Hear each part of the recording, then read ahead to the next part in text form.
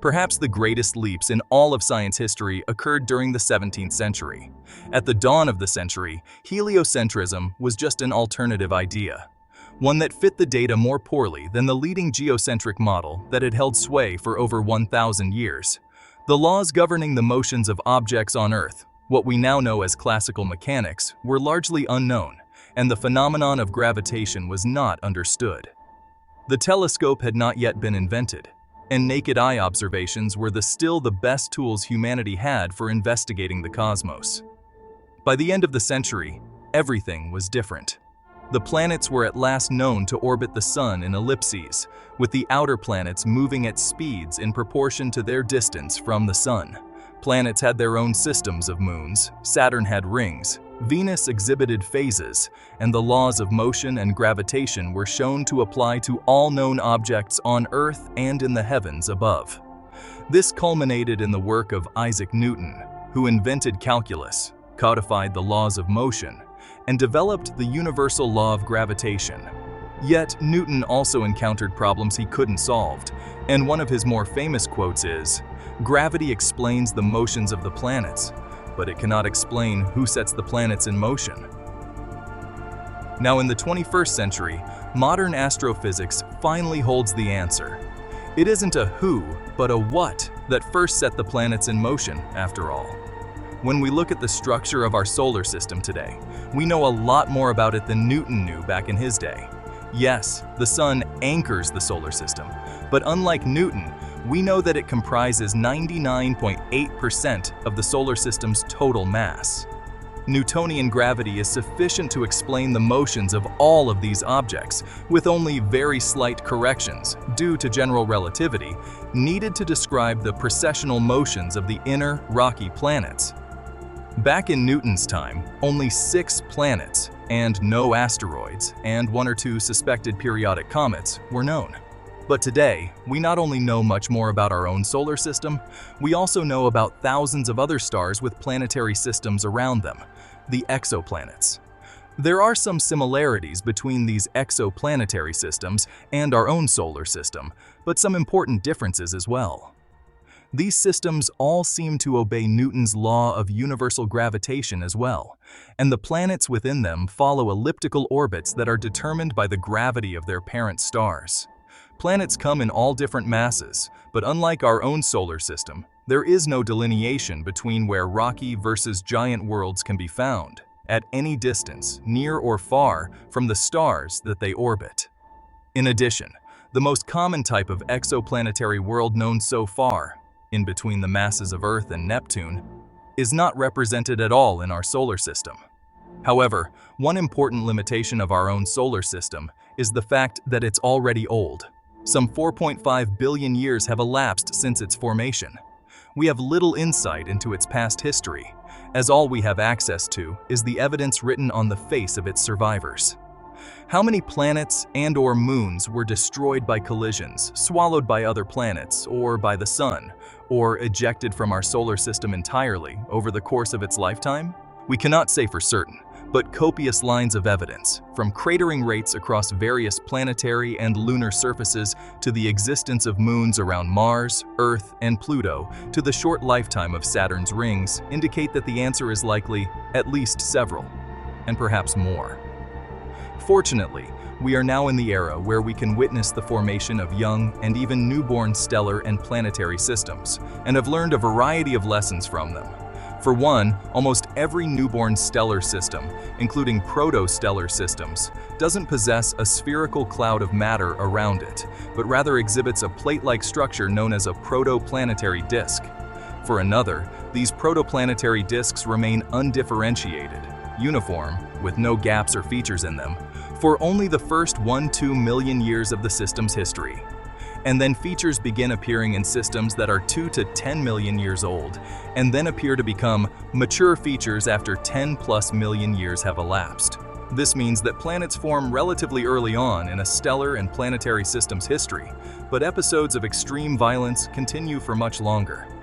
Dust-rich features such as debris disks around stars can persist for a few hundred million years. 400–700 million years may be typical for young stellar systems.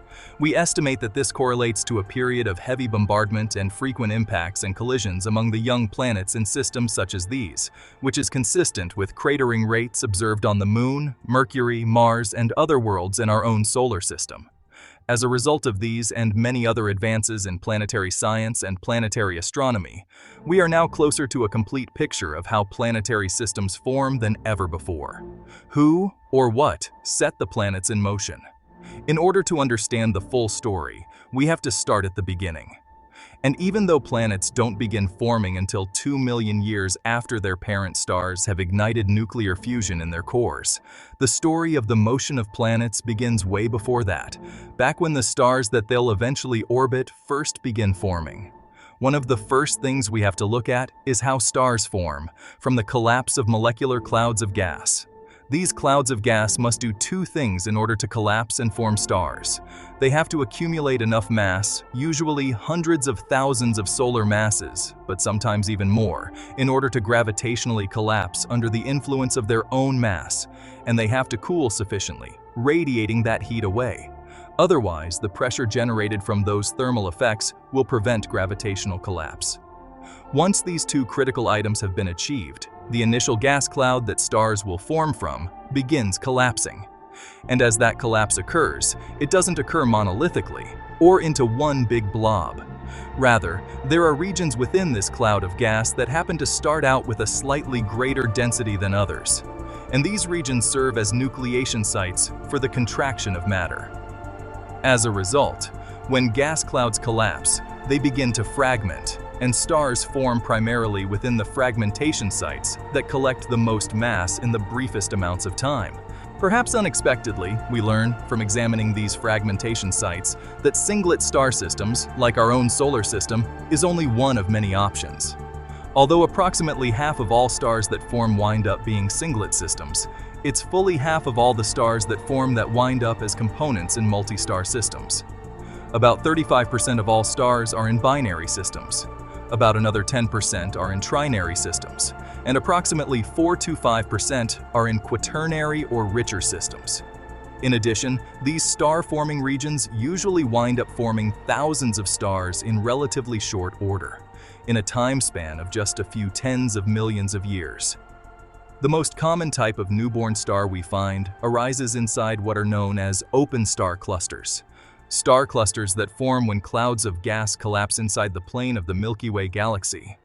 These clusters generally persist for several 100 million years before mutual gravitational interactions cause them to dissociate and lead to stars and stellar systems being strewn about all through the galaxy.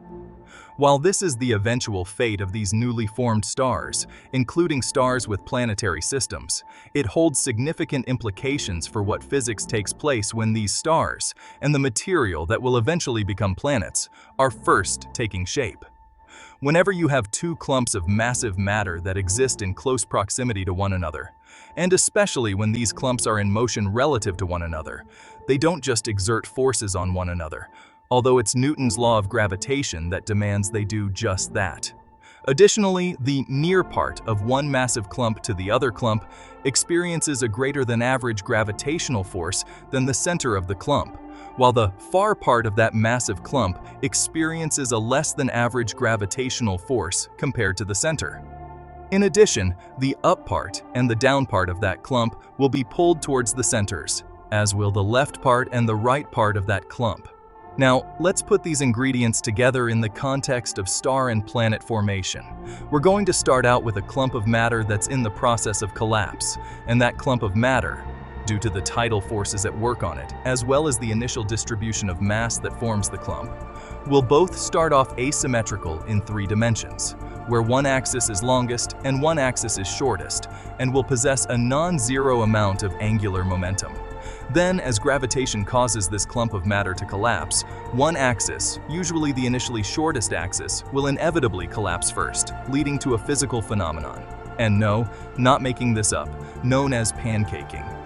Because the matter that forms a stellar system is made of normal matter, protons, neutrons, and electrons, the axis that collapses first causes the matter on both sides to splat together, forming a disk, while the other two axes are still relatively long.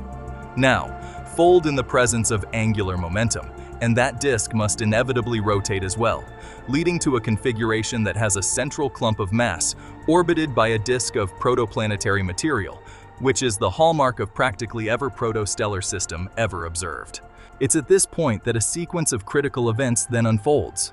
The central clump of mass, assuming there's only one, although there can be more than one, draws more and more matter into it, heating up the core to greater and greater temperatures, all while making it more and more difficult for that heat to escape.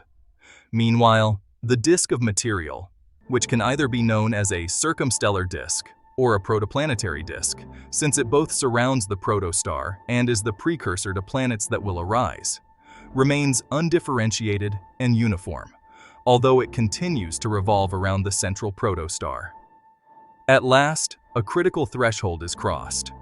Temperatures inside the protostar's core exceed the 4 million Kelvin mark, and nuclear fusion reactions begin inside the star's core. This results in outward-pushing radiation, which heats the external matter from the inside out. Early instabilities in the protoplanetary disk are initially wiped out through random collisions, but as time marches forwards, clumps begin to grow and persist, carving features in those disks, including spiral shapes and gaps, which is what we'd expect to form when the first massive protoplanets take shape. These initial moments can lead to incredibly rich planetary systems, many millions and even billions of years down the line, including systems that may wind up looking very different from the planetary systems we recognize as familiar today.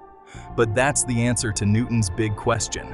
The question that he posed in a way that implicated some sort of divine intervention needed no such thing at the end of the day.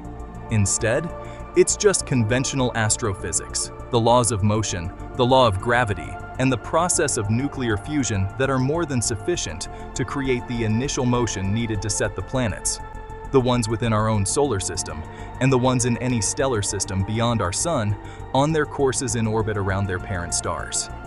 In particular, the two facts that the gas clouds that collapse to form stars in stellar systems are not born spherically symmetric, and the tidal forces exerted by other nearby clumps of matter on any forming protostellar system will create torques that impart angular momentum to the matter, make a system that forms with planets all but inevitable.